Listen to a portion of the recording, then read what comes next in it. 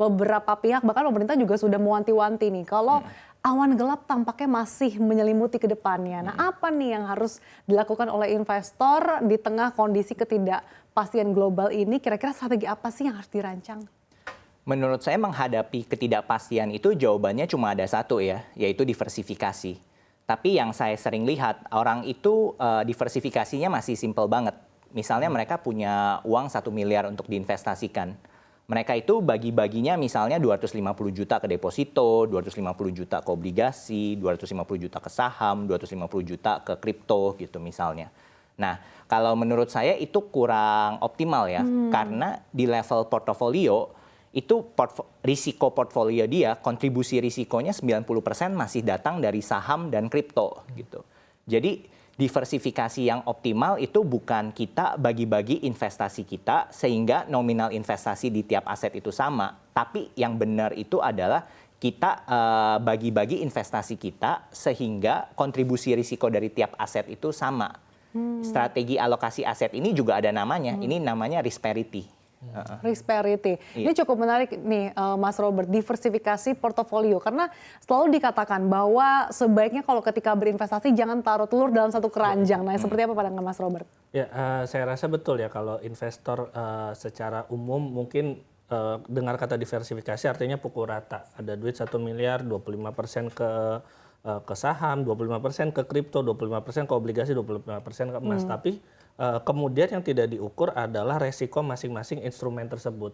Karena kalau kita bandingkan instrumen equity misalnya dengan gold, tentu saja resikonya berbeda. Equity jauh lebih besar dibandingkan resikonya dibandingkan gold. Makanya gold itu kan safe haven. Saya rasa ketika ada ketidakpastian ini, saya sangat setuju ya dengan diversifikasi. Tapi yang perlu diperhatikan adalah risiko masing-masing dari setiap instrumen. Jangan sampai kalau misalnya kita lagi ketidakpastian ini pukul rata di saham. Sahamnya mungkin bisa turun jatuh cukup dalam karena proporsinya atau bobotnya besar, akhirnya portfolio kita juga akan turun dalam.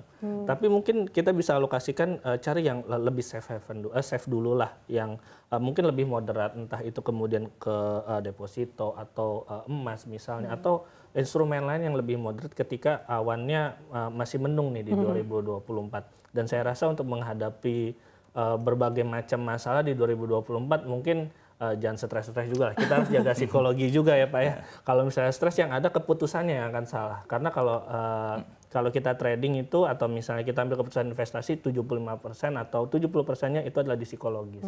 Jadi kita jangan terlalu sering lihat pasar, nanti kalau lihat ISG sekarang murah, lihat BRI lagi anjlok banget, mungkin juga akan stres. Ya kan kita tetap atur strategi, kita jaga psikologis, dan ya mungkin tetap harus menjaga keadaan psikologisnya juga. Itu sih yang mungkin bisa menjadi concern juga. Takutnya nanti market turun, crash, akhirnya panic selling. Waspada boleh, panik jangan ya. Iya, itu mungkin yang bisa itu juga. Dan saya rasa kalau sekarang mungkin kita bisa full senyum dulu lah, timnas kita habis menang kan. Masa kita mau sedih-sedih terus pikirin ketidakpastian. Yang pasti adalah strateginya kemudian mungkin diatur ulang dengan kita melihat tingkat resikonya lagi.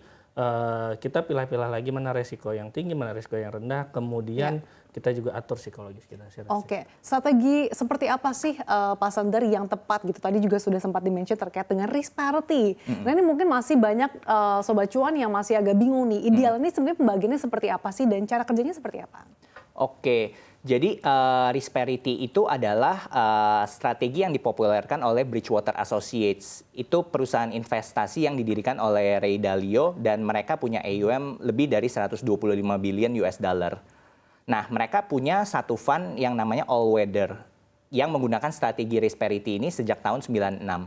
Untuk cara kerjanya mungkin saya kasih contoh simple ya. Misalnya kita mau investasi di saham dan obligasi. Let's say saham itu volatilitasnya 15% dan obligasi itu volatilitasnya 5%. Nah, untuk setiap 1 juta yang kita investasikan di saham, kita akan investasikan 3 juta di obligasi. Karena risiko saham itu 3 kalinya obligasi. Dengan cara ini, 25% dari portfolio kita itu akan masuk ke saham dan 75% sisanya masuk ke obligasi. Jadi kontribusi risikonya itu 50-50, seimbang gitu antara saham dan obligasi. Oke, kalau dari Mas Robert, sebetulnya kan diversifikasi portofolio kan balik lagi ya, disesuaikan dengan kira-kira nih kita moderate kayak atau high risk. Nah ini seperti apa sih pembagiannya idealnya? Ya, kalau idealnya saya rasa sangat ideal seperti yang tadi dikatakan oleh Pak Sanders bahwa yang diperhatikan adalah risiko. Yang tadi sangat benar, risiko berimbang itu bukan berarti 50-50. Iya. Tapi kita bandingkan bobotnya. Tadi obligasi, ternyata saham resikonya 3 kali lebih besar dibandingkan obligasi. Artinya money kita, manajemennya tidak kemudian lebih kita bandingkan sama gitu 75%, kita harus 75% ke obligasi, mungkin sisanya baru ke saham karena resikonya tentu lebih tinggi di saham. Apalagi kalau melihat kondisi yang seperti ini, kondisi di mana ekonomi global tampaknya masih penuh dengan ketidakpastian, tentu saja aset beresiko sangat mudah untuk ditinggalkan. Faktanya bahwa ISG kita lihat outflow-nya juga cukup besar dan nah itu yang mungkin yang perlu diperhatikan juga oleh investor. Oke, Pak Sander, kalau dengan melihat situasi saat ini gitu ya, kalau misalkan mungkin beberapa pihak mengatakan mungkin bisa taruh di blue chip, tapi ternyata blue chip juga sekarang lagi lesu gitu ya. Nah kira-kira gimana sih sebagai investor supaya kita bisa mengaplikasikan strategi risk parity ini? Oke, jadi poinnya risk parity itu adalah kita memberikan proporsi yang lebih kecil untuk aset yang risikonya lebih tinggi kan. Sehingga tidak ada satu aset yang mendominasi risiko portofolio kita. Jadi kalau misalnya kita punya uang 1 miliar yang ingin diinvestasikan, mungkin kita bisa bagi 750 sampai 800 juta itu untuk portfolio konservatif kita dan 200 sampai 250 juta itu untuk portfolio agresif kita. Nah, untuk portfolio konservatif itu kita bisa masuk ke reksadana pasar uang atau reksadana pendapatan tetap gitu misalnya. Soalnya kan itu misalnya reksadana pasar uang itu isinya sudah ada deposito dan obligasi tenor pendek yang terdiversifikasi. Lalu untuk portfolio agresif itu kita bisa masuk ke reksadana indeks misalnya karena itu kan isinya sudah portfolio saham terdiversifikasi yang mengikuti suatu indeks gitu. Lalu untuk crypto believer gitu misalnya boleh-boleh aja masukin kripto ke portfolio agresif. Tapi sekali lagi proporsinya itu kecil aja karena risikonya itu bahkan lebih tinggi lagi dari saham gitu. Jadi misalnya 20% aja dari portfolio agresif kita. Oke, jadi bagaimana supaya kita bisa mengoptimalkan nanti potensi cuannya gitu ya, jangan sampai nanti kita atur strateginya malah justru nanti malah boncos. Kalau dari Mas Robert, selain melihat situasi saat ini, bisa nggak sih kalau misalkan kita atur strategi tapi berdasarkan dengan tujuan finansial kita gitu? Ya, sangat bisa ya. Dengan kalau misalnya kita untuk jangka panjang, ya tentu saja kalau misalnya kita di reksadana misalnya, mungkin bisa untuk orang yang lebih agresif reksadana pasar saham itu untuk long term bagus ya Pak ya. Untuk returnnya itu sangat-sangat bagus. Melihat kinerja ISG kita juga sebenarnya dalam jangka panjang itu sangat-sangat baik. Namun balik lagi ya, resiko ini. Jadi saya rasa persebaran resiko di dalam portfolio itu bukan hanya kita untuk melihat cuan kita itu akan optimal, tapi bagaimana kita meminimalisir kerugian juga dengan lebih optimal. Jadi portfolio kita akan balance. Kan ada kalau misalnya kita investor ada namanya beta, ada beta 1, beta mendekati 0, di mana ketika resiko itu bisa kita minimalisir atau kita distribusikan ke aset-aset yang memiliki mungkin mereka instrumen-instrumen yang lebih konservatif. Nah itu yang kemudian bisa selain mengoptimalkan keuntungan, itu juga bisa meminimalisir kerugian. Ditambah kalau misalnya kita kemudian belajar lebih lanjut atau dihubungkan dengan tujuan finansial kita, tentu saja sangat-sangat bisa. Misalnya saja reksadana ya, reksadana itu ada pasar uang, pasar pendapatan tetap, saham, indeks, campuran. Saya rasa itu semua masing-masing punya, kita bisa lihat historisnya, optimalnya untuk berapa tahun, itu kan bisa dikelompokkan kalau misalnya umumnya atau awamnya. Pasar uang mungkin untuk jangka pendek ya Pak ya, kemudian pendapatan tetap untuk jangka menengah dan juga pasar saham untuk jangka panjang.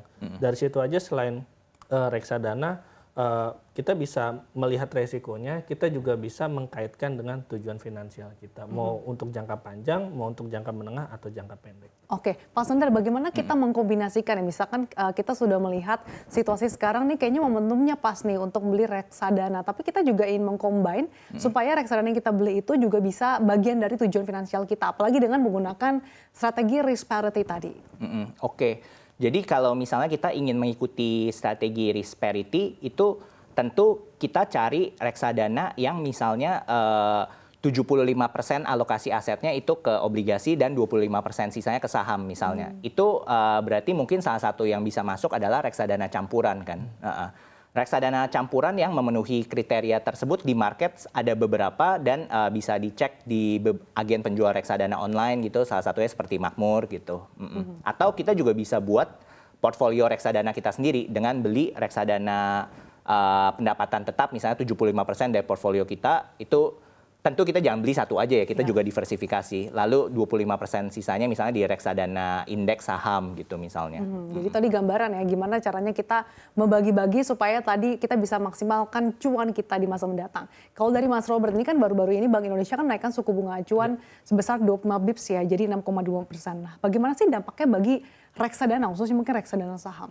Ya, saya rasa reksadana saham ini ada korelasinya dengan pasar saham ya. Kalau kita lihat pasar saham tampaknya masih penuh dengan tekanan, tampaknya pasar juga masih nervous dengan kebijakan suku bunga, kemudian ketidakpastian The Fed, inflasi Amerika masih trennya mulai sedikit naik dan juga saya rasa masih banyak hal eksternal yang ketidakpastian sehingga pasar saham nervous. Tentu saja ini juga akan berpengaruh terhadap reksadana saham.